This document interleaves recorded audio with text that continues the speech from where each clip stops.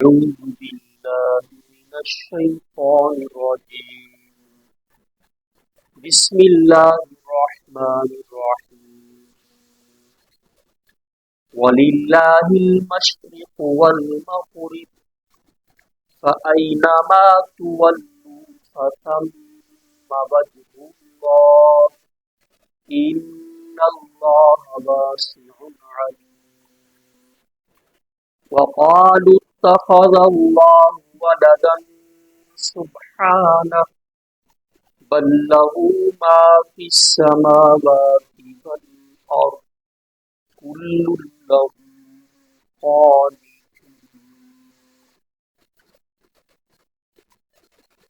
ترجمہ قرآن اور مختصر تفسیر کا سلسلہ ہے۔ سورہ بقرہ آیت نمبر 115 اور 16۔ اللہ پاک نے فرمایا وَلِلَّهِ الْمَشْرِقُ وَالْمَغْرِبُ، مشرق اور مغرب اللہ کا ہی ہے، تم جدھر منہ کرو ادھر اللہ کی رحمت متوجہ پاؤ گے۔ ان اللہ واسع علیم، بے شک اللہ وسعت والا علم والا ہے۔ اس آیت کے شان نزول میں چند اقوال ہیں۔ صحابہ کرام رسول اللہ صلی اللہ تعالی علیہ وسلم کے صحابہ ایک مرتبہ اندھیری رات میں سفر پر تھے۔ رات اندھیری تھی، چاندنی رات نہیں تھی، سمت قبلہ معلوم نہ ہو سکی، تو جس طرف دل مطمئن ہوا اس نے ادھر ہی منہ کر کے نماز پڑھ دی اور صبح کو نبی پاک علیہ السلام کی بارگاہ میں ماجرا عرض کر دیا۔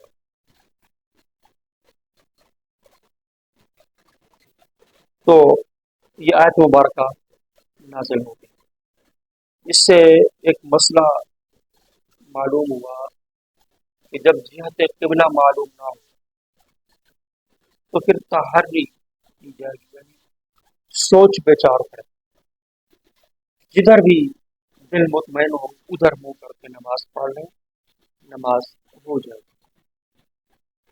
دوسرا قول اس آیت کی شان نزول میں وہ یہ ہے کہ یہ آیت اس مسافر کے حق میں نازل ہوئی جو اپنے نوافل سواری پر ادا کرے۔ یہ بھی مسئلہ سن لیجیے کہ جو بندہ سفر میں ہے، نوافل کو سواری پر بیٹھ کر اشارے میں جدھر بھی سواری کا رخ ہو نفل نماز پڑھی جا سکتی ہے۔ ایک قول یہ ہے کہ جب تحویل قبلہ کا حکم دیا گیا تو یہودیوں نے مسلمانوں پر طعنہ زدی کی، ان کے رد میں آیت نازل ہوئی، بتایا گیا کہ مشرق بھی رب کا ہے، مغرب بھی رب کا ہے، تو جس طرف رب چاہے قبلہ معین فرما دے، کسی کو کیا اعتراض۔ ایک قول اس میں یہ بھی ہے، یہ آیت دعا کے حق میں وارد ہوئی۔ حضور صلی اللہ علیہ وسلم سے پوچھا گیا کہ کس طرف منہ کر کے دعا مانگیں، تو نبی پاک علیہ السلام نے جواب کے اندر یہ آیت نازل ہوئی اور آپ نے بتائی۔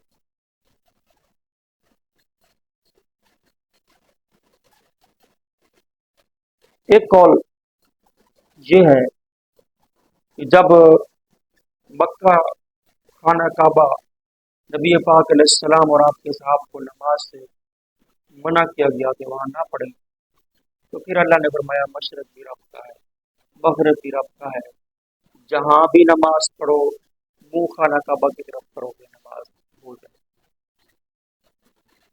وقال اتخذ اللہ ولدا سبحانہ، اور انہوں نے کہا خدا نے اپنے لیے اولاد بنا لی، سبحانہ پاکی ہے اس کو، بل لہ ما فی السماوات والارض، بلکہ اسی کی ملک ہے جو کچھ آسمانوں اور زمین میں ہے، کل لہ قانتون، سب اس کے حضور گردن جھکاتے ہیں۔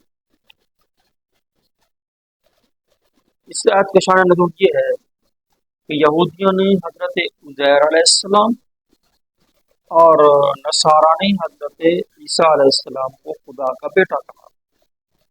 مشرکین عرب نے فرشتوں کو خدا کی بیٹیاں بتایا تو ان کے رد میں آیت نازل ہوئی، فرمایا سبحانہ وہ پاک ہے اس سے کہ وہ اپنے لیے اولاد بنائے، اور اس کے لیے اولاد بتانا اس کی شان میں گستاخی ہے اور اس کو عیب لگانا ہے اور بے ادبی ہے۔ ایک حدیث پاک میں آیا، اللہ پاک فرماتا ہے ابن آدم نے مجھے گالی دی کہ میرے لیے اولاد بتائی، میں اولاد اور بیوی سے پاک ہوں۔ اللہ اچھا یہ ذرا سن لیجیے کہ گستاخی کیوں ہے، بے ادبی کیوں ہے۔ اس کی وجہ یہ ہے کہ اللہ ہے وحدہ لا شریک، وہ ایک ہے، اس کا کوئی شریک نہیں۔ اگر اس کی اولاد مانی جائے تو اولاد ظاہر ہے وہ آپ کی جنس سے ہوتی ہے، تو اس کا مطلب یہ ہوگا کہ رب العالمین جب خدا ہے تو اللہ کا اگر بیٹا ہے تو وہ بھی خدا ہوگا، جبکہ اللہ تو ایک خدا ہے، دوسرا خدا ہو نہیں سکتا۔ جیسے دوسرا خدا نہیں ہو سکتا ایسے ہی اللہ کی اولاد بھی نہیں ہو سکتی۔ فرمایا بل لہو ما فی السماوات والارض، بلکہ اسی کا ہے جو کچھ زمین میں ہے اور آسمان میں ہے، یعنی ہر شے رب کی مملوک ہے، رب مالک ہے۔ مملوک ہونا اولاد کے منافی ہے۔ اس سے مسئلہ ثابت ہوا کہ اگر مثال کے طور پر بیٹا کسی کے ہاں غلام تھا اور اس نے باپ کو دے دیا، اس کے باپ کو، اب وہ بیٹا اپنے باپ کا غلام نہیں رہ سکتا، جیسے ہی اس کی ملک میں آئے گا آزاد ہو جائے گا۔ مملوک ہونا یہ اور شے ہے، اور خدا ہونا، مملوک ہونا، جو مملوک ہے وہ بیٹا نہیں بن سکتا۔ اللہ تبارک و تعالیٰ سے دعا گو اللہ پاک ہمیں عمل کی توفیق دے۔ روزانہ ہمارا یہ سلسلہ ہوتا ہے، آپ خود بھی پابندی سے سماعت کیا کیجیے اور اسے شیئر بھی